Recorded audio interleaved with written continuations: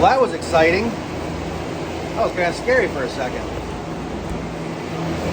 In the middle of all that, I leaned up against this tank where where the water comes out of this air dryer. Got my butt all wet. I'm like, why is my butt all wet? Well, that's why. I thought a cow was licking it or something, which isn't unusual. The reason why this thing was still chattering after I shut the breaker off was because the power for the coil does not come from the main power for the air compressor.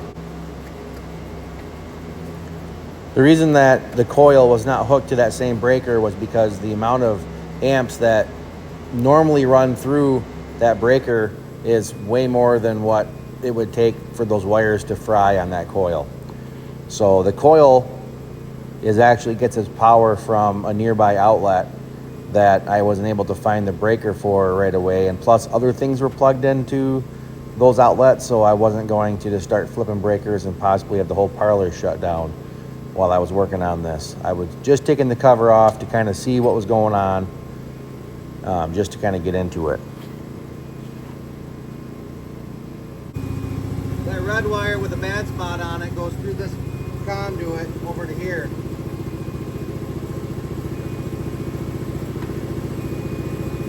Rather than unscrewing the wire nut,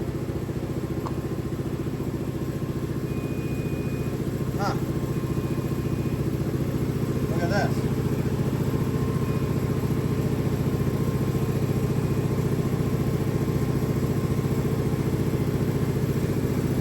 Those parts are all busted up and the spring is screwed up.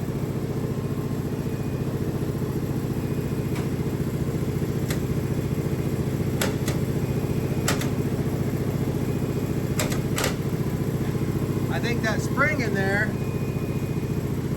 on the other side, on the left side, is that we're not using is the problem. So I'm gonna try to rip that thing out.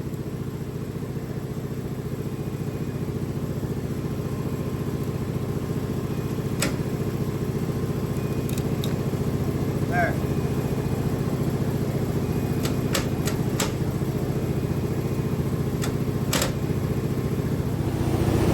I have a feeling that's the only problem, and that happens often with those pressure switches. They do this so many times they come apart, and I'm going to put everything back together the way that it was and try it and see if that was my only problem. I have a pretty good feeling that that'll take care of the problem.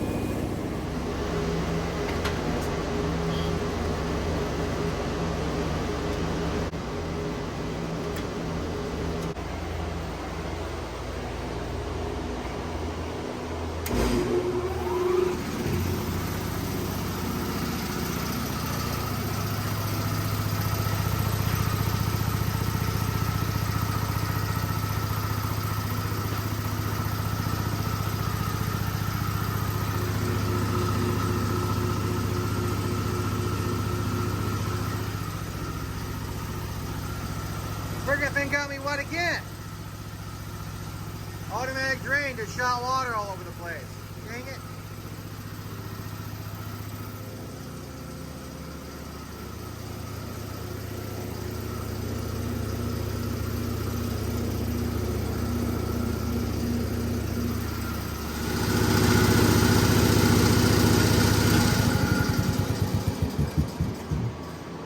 It finally made enough pressure in the tank to say shut off. Dang it, there goes the water again. Made enough pressure and it opened up. Now, before,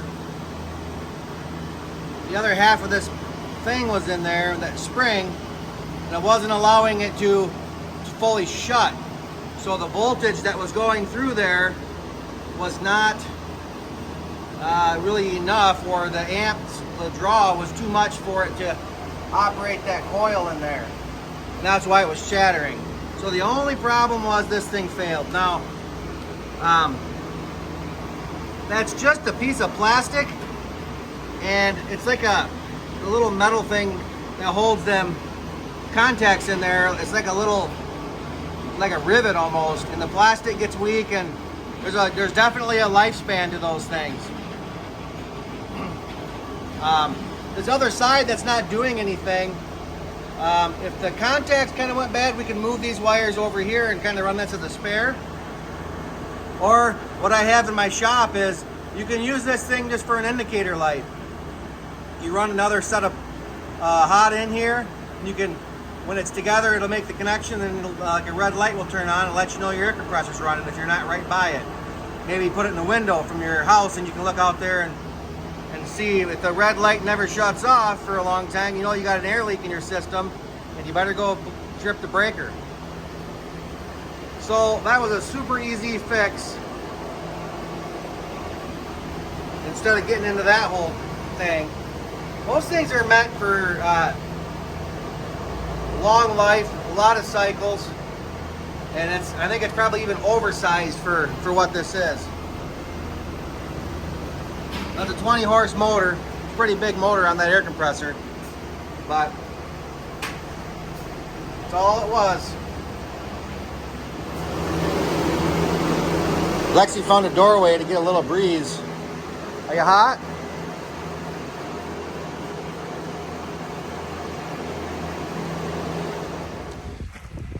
It's a nice cool morning out. We are going to go to the mill to get a load of corn. Cinderella.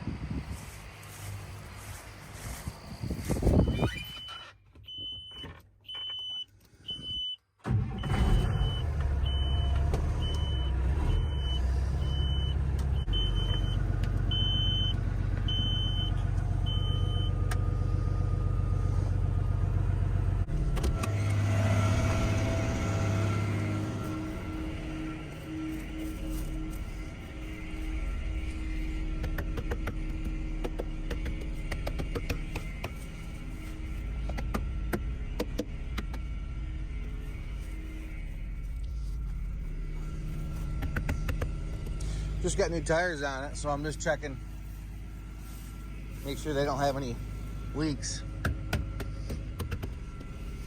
What's good?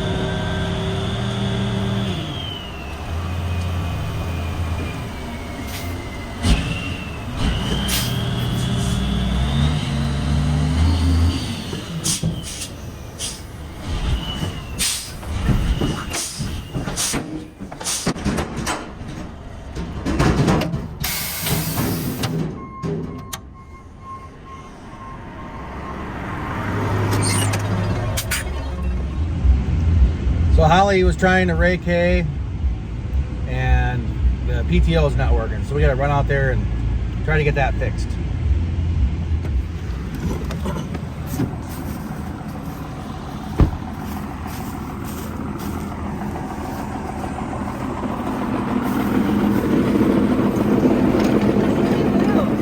What? I know it's loose.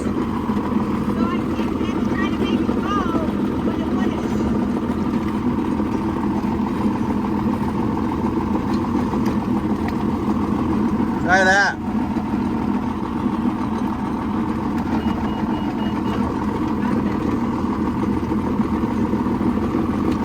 Did Clay say to kick it? I kicked it. Try it again.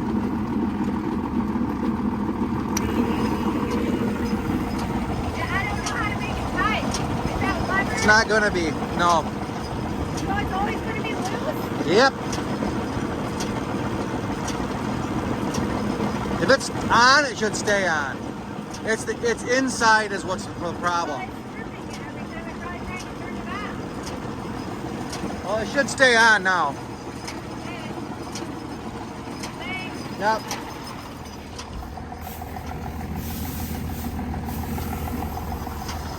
A lot of hay to do today.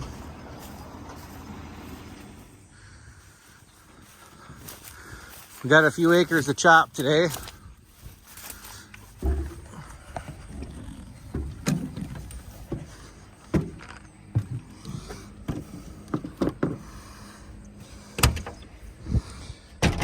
Ooh. It is hot.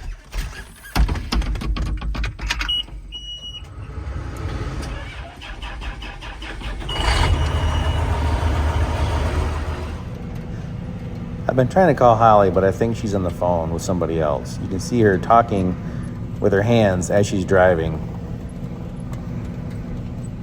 Chatting it up. Everything came to a grinding halt when we noticed this heifer got out. So we used the equipment to make a fence so we could put her back in her pen. And she just runs really fast for some reason. I don't know, she must have been scared. Slips on her butt. Well, that's her own stupid fault, but we weren't yelling at her. She's fine. She just hanging out there now. Okay, show's over. Back to work. Hallie's probably still on the phone. I'm really dreading mowing right now. I'm just kind of not feeling it. But we got 2 more fields to go, about 110 acres or something like that. But I think I'm going to have some riders with me to keep me company.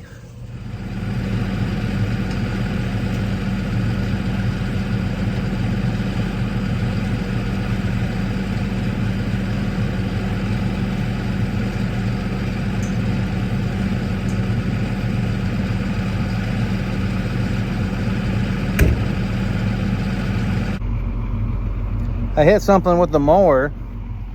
I'm working on it. And I got a whole audience back there giving me crap.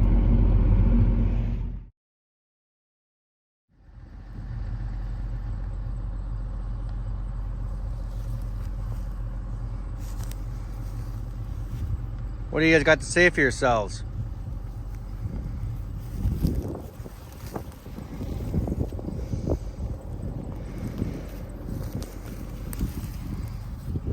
Dare you to touch it.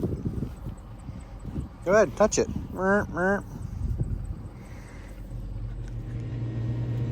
This is one of my most favorite fields on the whole farm. It's just down a hill and it's out of sight from any building.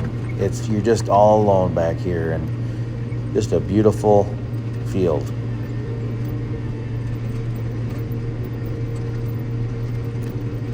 You can see the shadows are starting to appear now because the sun is starting to set.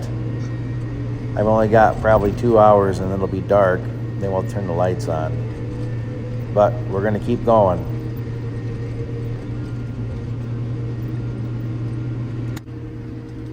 So, another day in the books. This will be the end of 4th cutting.